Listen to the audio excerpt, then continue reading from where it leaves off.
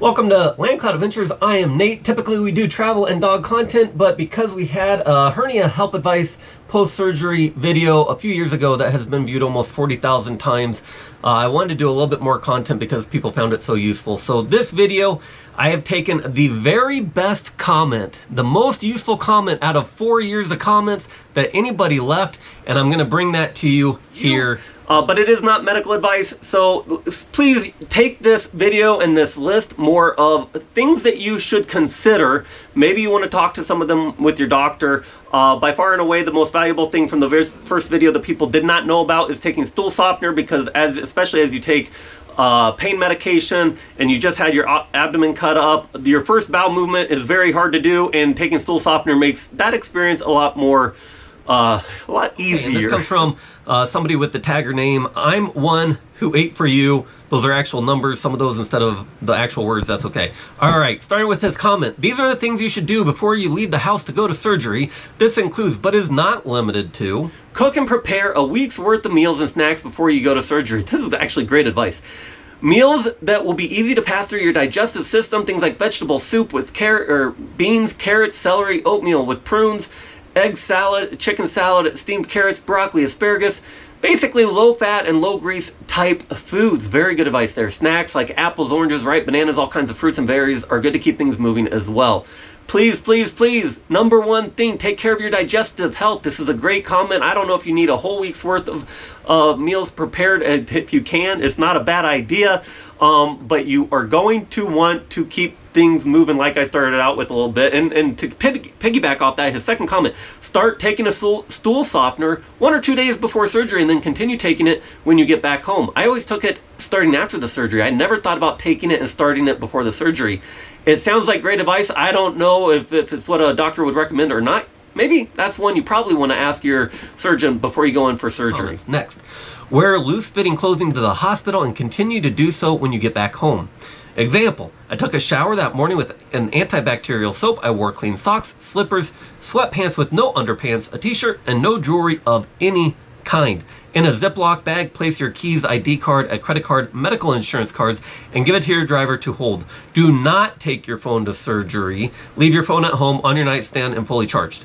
I don't know if I agree with that last part about your phone. Ask your doctor. I'm not really sure where that advice is coming from. I like to have my phone on me. Up to you. Again, this is a list kind of suggestions for you to be thinking about and make your own decisions. All right, next. Place something next to your toilet you can grab onto to help you get on and off the toilet, and do the same for your bed and any other areas you may sit. There's also great advice because obviously your abdomen is cut up and it is harder to stand up, especially the lower down and in the first few days. All right, next. Have toothpaste, toothbrush, and floss out and ready to use. A glass to use for water to rinse out your mouth. You're not going to be able to bend over to cup your hands into your mouth. Next, place a thermometer on your nightstand and make sure it is in working order. Next, have on hand at least 2 ice packs that you can wrap a clean cloth around to put over the location of the surgery and rotate them from the freezer as needed. You probably might want more than 2, actually. He says at least 2. This will keep swelling down. Great advice. Next, read your after surgery instructions and follow their orders. And that goes along with listen to your doctor and follow his orders. So both the after surgery instructions and whatever your doctor tells you, typically that's your surgeon, follow their orders, do what they say, there's a reason for it. The only thing that I think is typically missing from those is the stool softener. I wish more surgeons would warn people about that. Next, the next day, get up and walk, but be careful. I walked outside twice around the cul-de-sac 4 times a day, starting right after surgery. Twice in the morning, 1 in the afternoon, and then again in the evening. I agree. After the digestive health, I know it feels like you can't do much, you can't lift, but you can walk, and it is probably the second most important thing, in my opinion, to having a good recovery. It starts the day after. Get up and move a little bit, only walking, don't overdo it, but do not just lay in bed, please, please, please. Have plenty of water and Gatorade on hand, and before you leave for surgery, place a few bottles on your nightstand, computer desk, kitchen table, kitchen counters, your television chair, and in the refrigerator. I don't know if I would overdo this, because what I don't want you to do is have so much right where you're going to be sitting or laying, most likely the first 3 days is laying, that you don't have to get up and go to the fridge. If you're still walking and doing that, then I don't care. But I don't want you to overdo it if you need to get up and walk to the fridge, if that's what's going to get you to actually move. Next one is drink plenty of liquids, at least 4 bottles a day. Next, take pain medication as needed, but don't overdo it. Again, if you don't know this, the pain medication will add to the constipation, and you just had surgery and you were cut up in your abdomen. So that whole process, you want to only take what you need.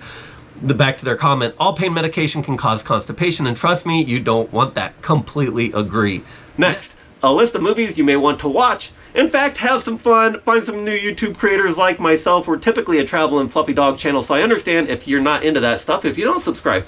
But if you have time, go over, check out some of our typical travel and fluffy dog content. And if you like us, please do subscribe. It does help me, make it worth me to take the time to make videos like this to help you and others out there.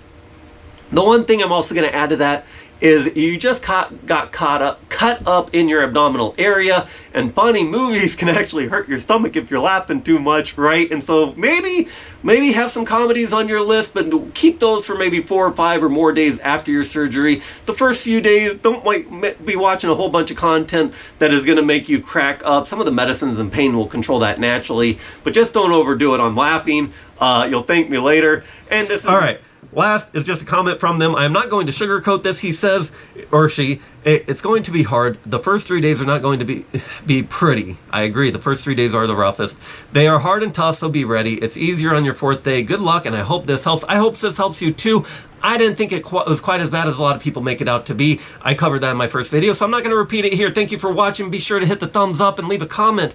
I am eventually going to make an FAQ video from all the comments on this video and the previous video, so thank you very much for leaving all of that advice, and thank you to whoever it is out there that posted all of this, and I hope you enjoyed it as well. Bye!